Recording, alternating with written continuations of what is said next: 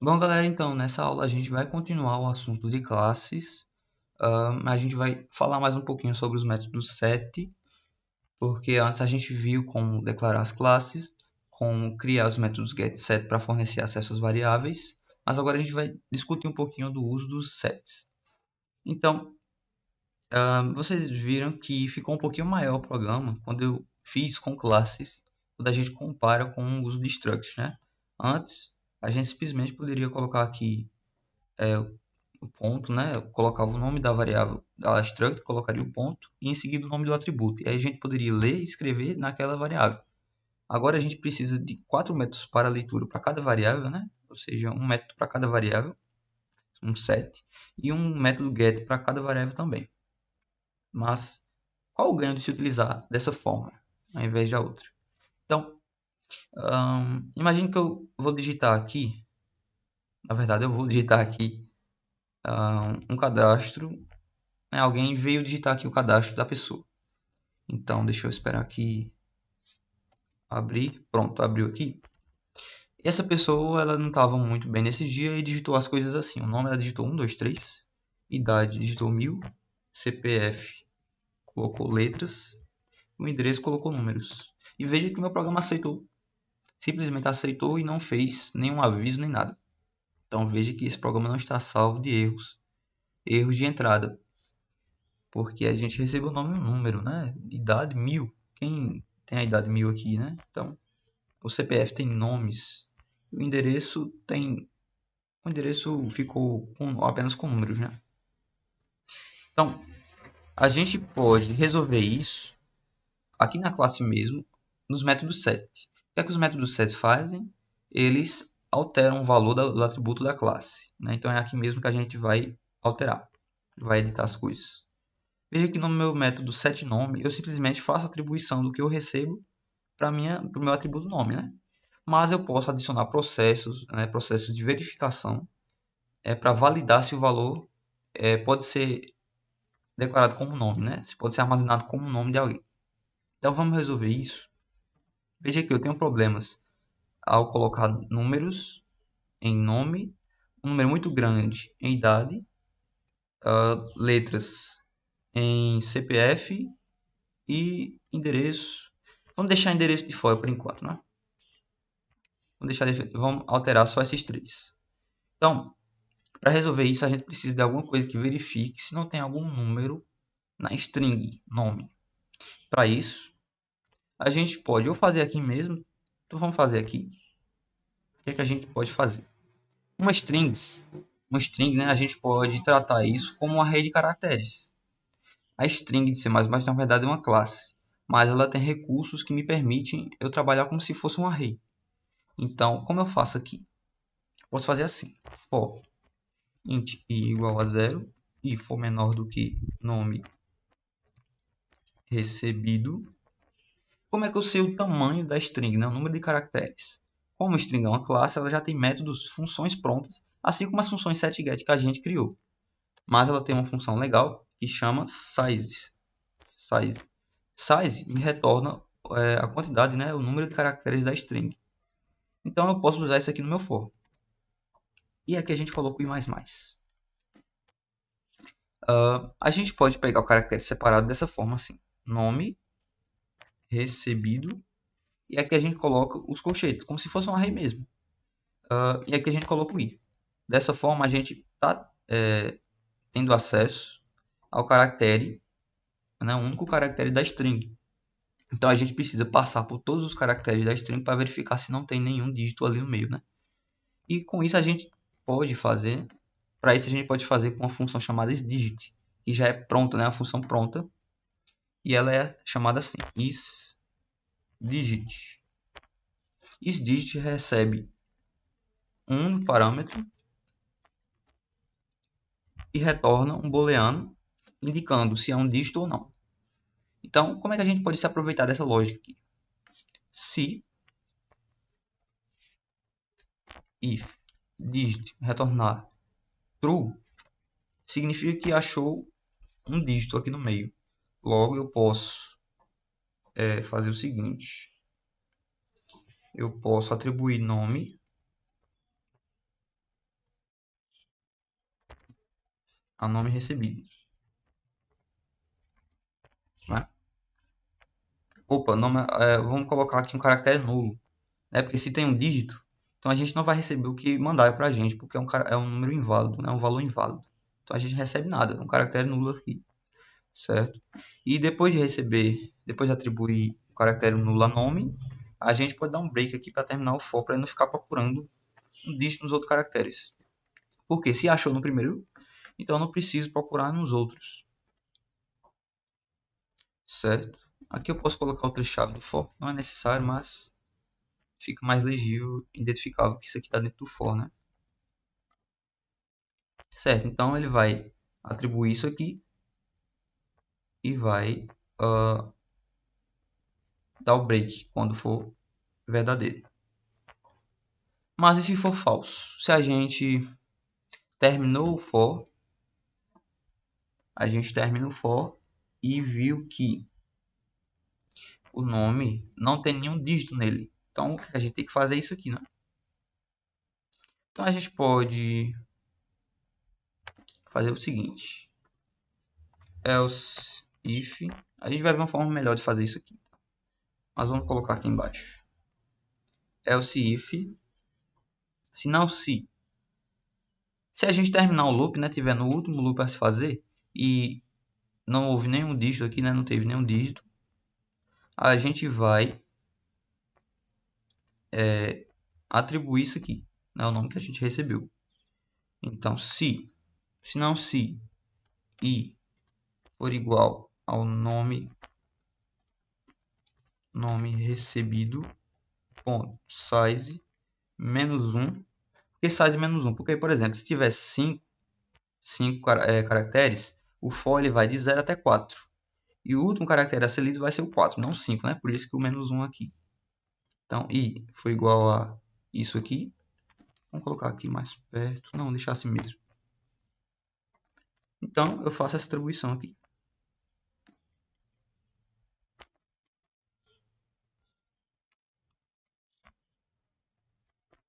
Certo? Dentro do meu for.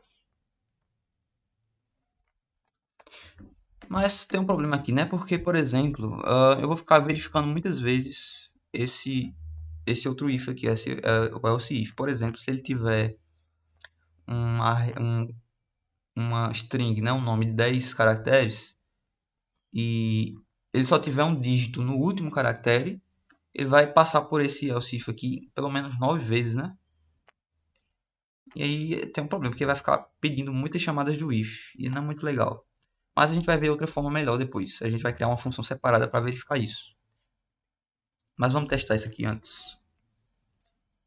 Aqui. Vamos tentar executar. Vou colocar um número. 1, 2, 3. Idade 18. CPF. Veja que nome não recebeu nada. Porque ele encontrou um número aqui, né? Daria certo também se a gente tivesse feito algo assim. João, Ju, Pan. Aí colocou um 0. Né? E confundiu o O com um 0. Vamos colocar a idade 1, CPF 1, endereço 1. Veja que ele também não recebeu. Né? Ele viu que, não, isso aqui tem um dígito no meio, então eu não vou receber isso aqui não. Então, a gente não recebeu nada. Ficaria lá com o caractere errado. Para melhorar ainda, a gente poderia colocar assim. Vamos ver aqui. Vamos dar um cout aqui. Vamos mostrar um cout.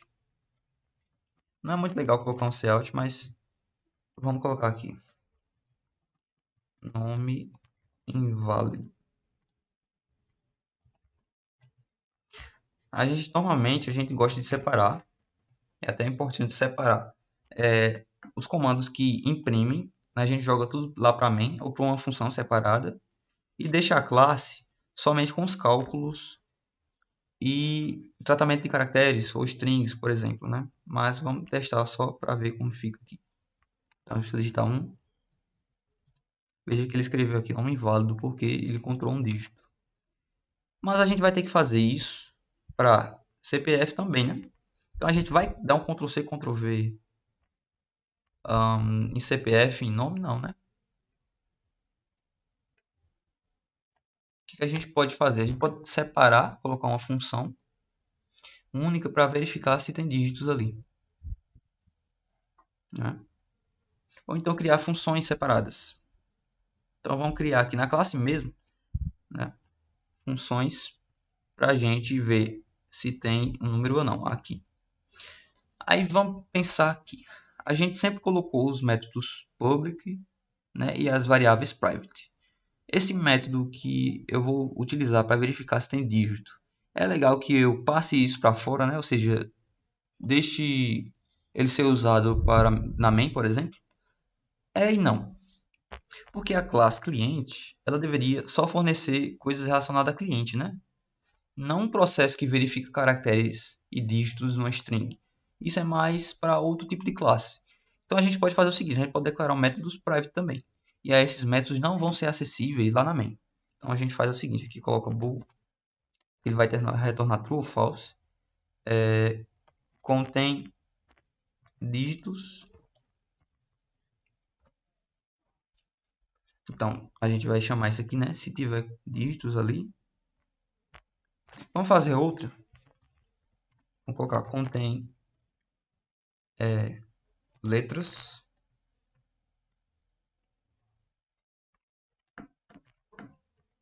Aqui é uma função também. Então, aqui é protótipo, tá? Então, se é protótipo, a gente precisa fazer aqui.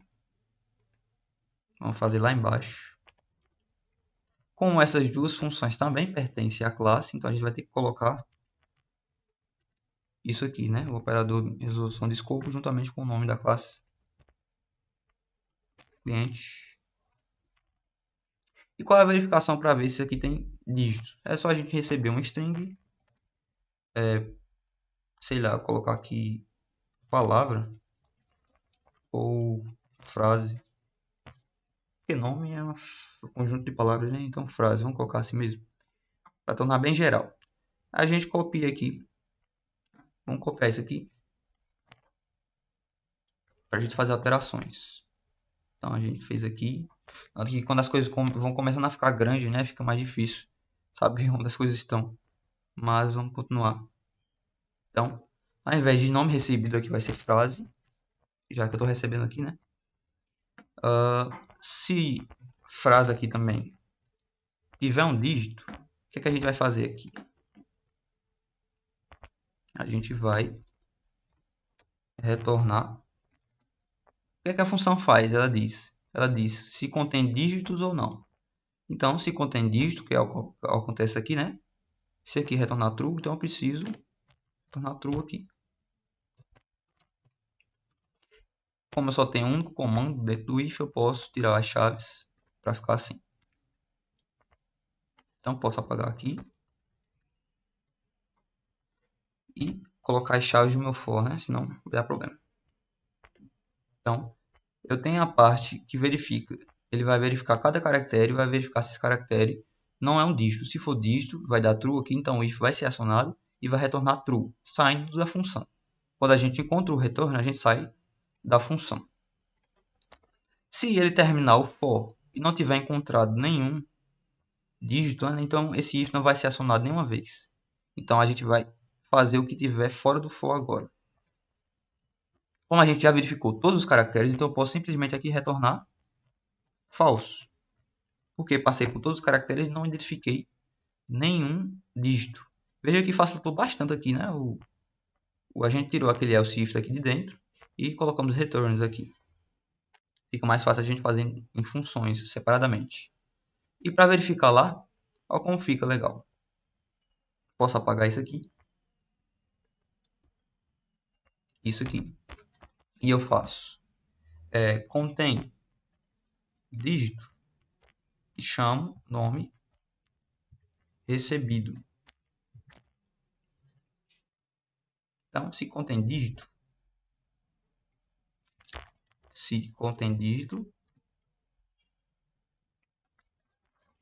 posso colocar essa função aqui dentro do if, porque ela retorna um booleano, né? A gente tem que receber aqui dentro do if valores booleanos. Então, como ela retorna true ou false, eu posso jogar aqui diretamente no if. Se contém dígito, então eu vou atribuir nome um caractere nulo. Se não tem, né, o else, a gente pode fazer assim, nome, recebe nome, recebido. Veja que esse else aqui é opcional. Porque, por exemplo, eu poderia fazer assim. Tá? Então, se nome recebido tem um dígito, né? Então a gente faz essa parte aqui de do if. Se não, é só a gente pular para o próximo comando, que vai ser isso aqui. Então aqui é uma opção, né? Se a gente deixar o else, acho que fica até mais legível, né? Porque se não, a gente entende que vai fazer outra coisa. Mas pode ser do outro jeito também, deixando simplesmente nome igual a nome recebido. Se você for colocar alguma coisa a mais, né? Então é bom deixar o else. Se não, deixa daquela outra forma. Então aqui a gente já resolveu a parte dos dígitos. Agora do CPF ele não pode ter letras, né? Então aqui para verificar se tem letras, né, a gente pode fazer assim. Da mesma forma que a gente fez aqui.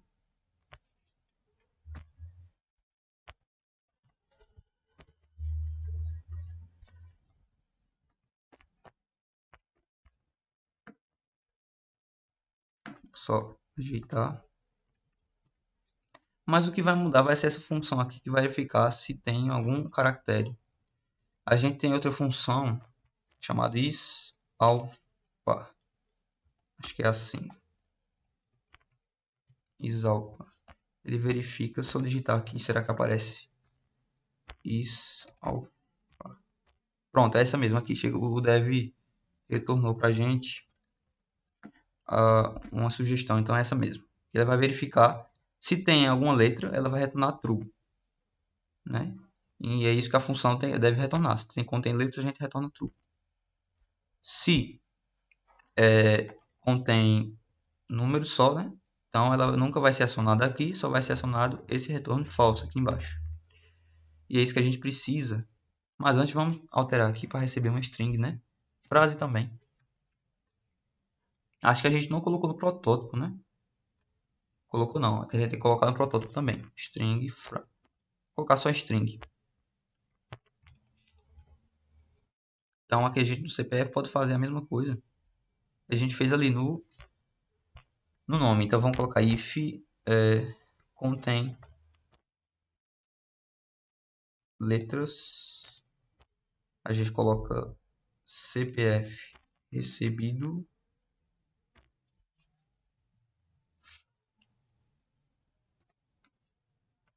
E aí se tem, a gente vai colocar no CPF. A gente pode colocar algo assim. 000, né? A gente colocar tudo zero. Aí mais 3 zeros, mais 3 zeros e 2 zeros. Para não ficar sempre retornando, colocando vazios aqui, né? Mas poderia ser um vazio também. E se não, a gente coloca no CPF recebido. Para resolver a parte da idade, a questão da idade é que não pode ser negativo nem zero e nem um número maior que vamos aceitar até 110. Acho que não sei se tem alguém mais de 7, 10 anos, mas para esse programa aqui a gente não vai aceitar mais, né? Então vamos colocar até 100. 100 mesmo, tá bom, vai colocar até 100. Então if idade recebida for menor ou igual a zero,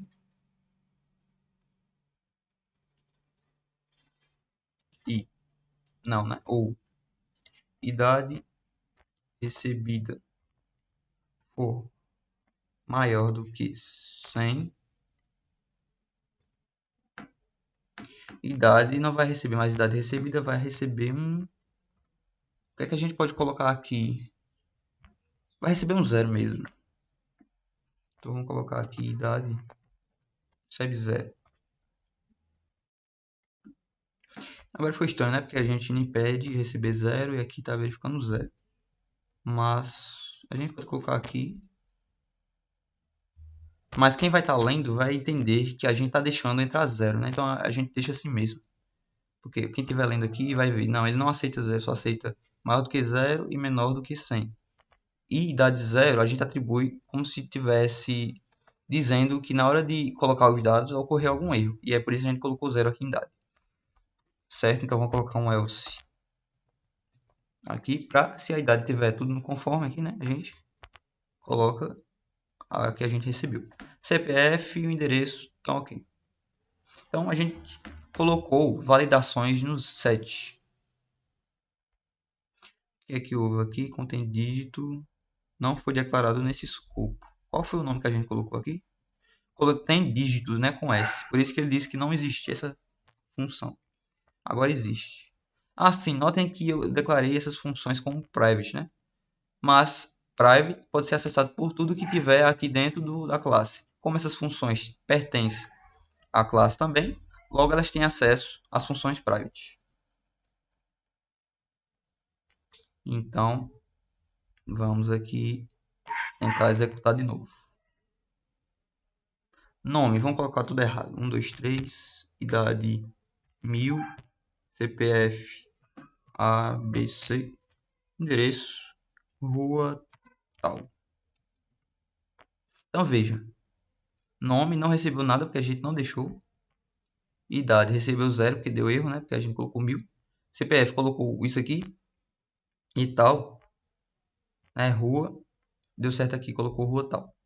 Então a gente pode validar, fazer validações nos sets. E é para isso que eles servem, né? Os sets já são para isso. Nos get, a gente pode fazer alguma alteração dos valores antes de retornar. Então no CPF, sei lá, eu poderia colocar aqueles traços antes de mostrar, né? Como ele só digita números, então eu poderia colocar os traços. Então vamos fazer aqui bem rapidão. Vai ser assim. Vamos definir que vamos aceitar que as entradas são válidas, né? Então ele digitou os números tudo certinho. Então como é que a gente faz aqui? CPF. Veja que strings eu posso trabalhar como se fosse arrays, não é isso? Então, quais são os caracteres especiais do CPF? Né? Depois dos 3 primeiros a gente coloca um ponto. Depois dos próximos 3 caracteres a gente coloca outro ponto. E depois dos próximos 3 de novo a gente coloca um traço, não é isso? Então, os primeiros caracteres vão ser 0, 1, 2. Então, eu posso fazer o seguinte. Pushback não, insert. As strings têm uma função chamada insert. Que ele vai inserir um caractere no meio dos outros. Certo? Quando eu faço cpf.begin, né, eu estou me referenciando ao início da string, ou seja, o primeiro caractere, tá? Então, insert ele precisa do local aonde eu vou inserir o meu caractere. E eu estou dizendo aqui, insira no começo. Mas o começo é onde eu quero inserir o ponto? Não, né? É o começo, ou seja, o 0 mais quantos caracteres? 3. 3 ou 4. Veja bem, se eu for de 0 mais 3, então 0, 1, 2. Então eu vou parar na casa 3. Então é 3 mesmo, porque começa do 0, né? E eu vou inserir um ponto. A gente vai testando isso aqui, né? Vou inserir um ponto. Vou copiar aqui.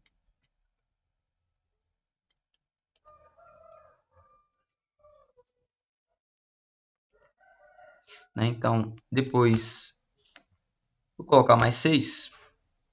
E depois o início mais 6. Aí a gente coloca outro ponto. O início mais 9. A gente coloca um traço. Né? Então vamos testar isso aqui. Lembrando que eu estou alterando diretamente. Certo mesmo aqui seria pegar uma variável auxiliar e jogar o valor do CPF para essa variável auxiliar e nela fazer isso aqui. Mas vamos testar. Só para verificar. Nome, vamos colocar errado mesmo. Aí o CPF, vamos colocar 1, 2, 3, 4, 5, 6, 7, 8, 9, 9, 9. Endereço muito doido aí. Então veja que houve um probleminha aqui, né? A primeira deu certo, a gente colocou o ponto lá no get, pegou os primeiros 3 caracteres, mas aqui a gente colocou um ponto a mais, ou um... É para colocar aqui depois do 6, não era? E o traço também. Então é assim. Vamos escrever aqui um comentário. O CPF aqui seria mais ou menos assim. 1, 2, 3. Aí vem um ponto. 4, 5, 6, 7, 8, 9. Traço 0, 0, 9. Então as posições que a gente tem são 0, 1, 2. Vamos separar aqui.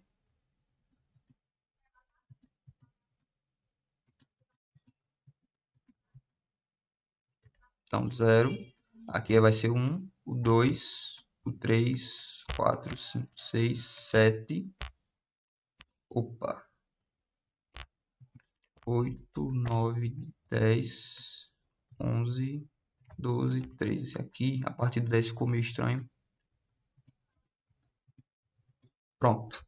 Então, era dessa forma aqui que eu queria que ficasse, né? Então, veja. O begin é como se ele retornasse a posição inicial, 0 aqui. Então, eu preciso deslocar com o inteiro. Se eu fizer 0 mais 3, ele vai para a posição 3, que é aqui. Por isso que deu certo, né? A gente colocou o ponto lá e deu certinho. Aqui, nesse caso, 0 mais 6, a gente para nessa posição aqui. Então, a gente colocou o ponto no lugar do 6 e o 6 foi deslocado para o lado, né? Só que a gente deveria colocar no 7, na posição 7, né? Então, vamos colocar um 7 aqui. Já o traço, para onde ele foi, né? A gente está colocando em 9. Então, 9 ele veio para cá. Então, por isso que ficou muito distante do local onde ele deveria ficar. Na verdade, ele deveria ficar aqui no 11. Então, vamos colocar 11. Vamos ver se aqui funciona, né? Vou colocar aqui o comentário.